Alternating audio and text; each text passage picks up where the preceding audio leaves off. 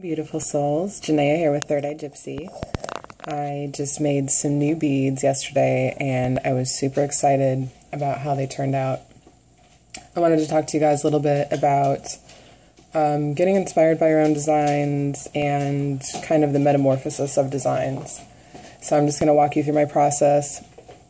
So I don't know if you remember the other day, but I was working on these moon beads and it's a little bright in the window here, but the sun's pretty good. So I was working on these new styles where I did some of the stone texture here, or the rustic lampwork beads.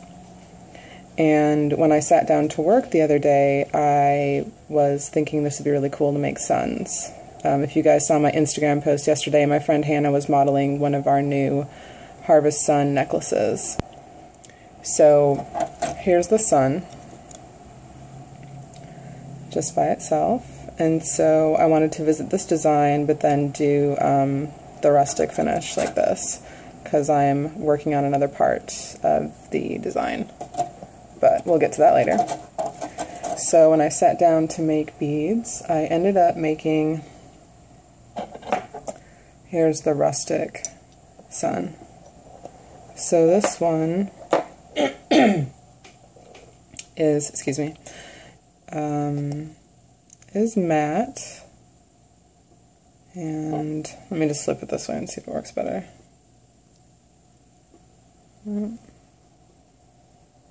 There we go.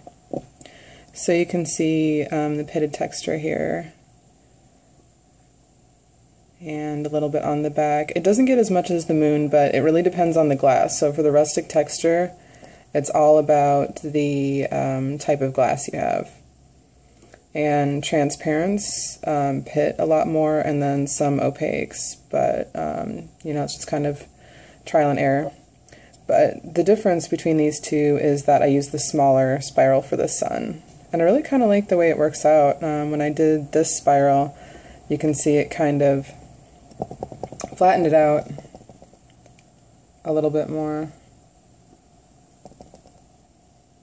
There we go. So this was pretty cool to do this one. So this design actually inspired more designs. So after I did that, I thought, well, how cool would it be to do a rising sun? So here's my rising sun. And as you can see, I got some really beautiful colors, and it kind of looks like an eye, which is awesome because you guys know I love eyes. And look at all those colors. Isn't that incredible? So after I did this bead, I had another idea, but I needed more room, so I had to make a bigger bead. So I did this one, and this is the Rising Sun Ohm bead. And I'm really happy with how it turned out. I wasn't really sure kind of how the design was going to go. I just had the idea and had to sit down and make it. So I wanted to use a more neutral base glass, because if I used ivory, I'm going to get those black outlines around the raccoon, and I really wanted my black ohm to stand out. So I was digging through my glass and found this base. And I think this is sage or avocado. But as you can see, the colors on here are just incredibly luscious. Yeah, isn't that awesome?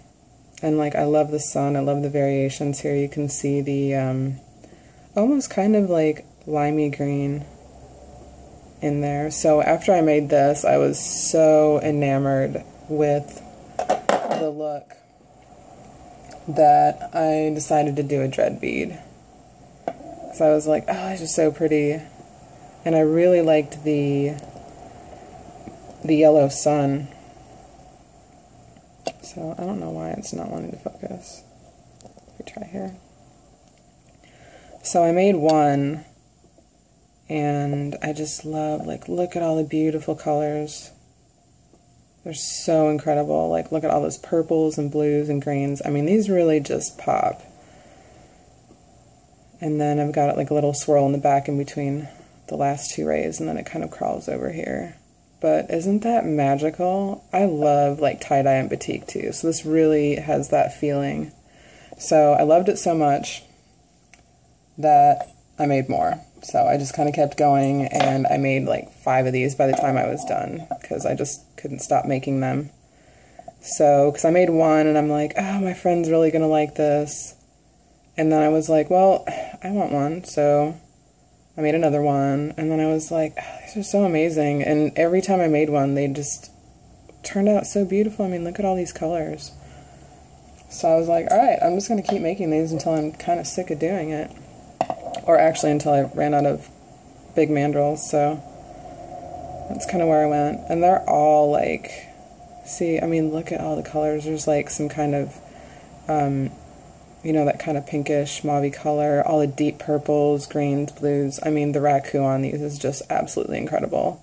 And this is definitely what I shoot for when I'm trying to do raku, but the more you work the bead and heat and cool it, the more the colors fade. So that's kind of what we ran into with the design. Yeah, look at how luscious. You know, maybe I'll just do some more lentils with this on them.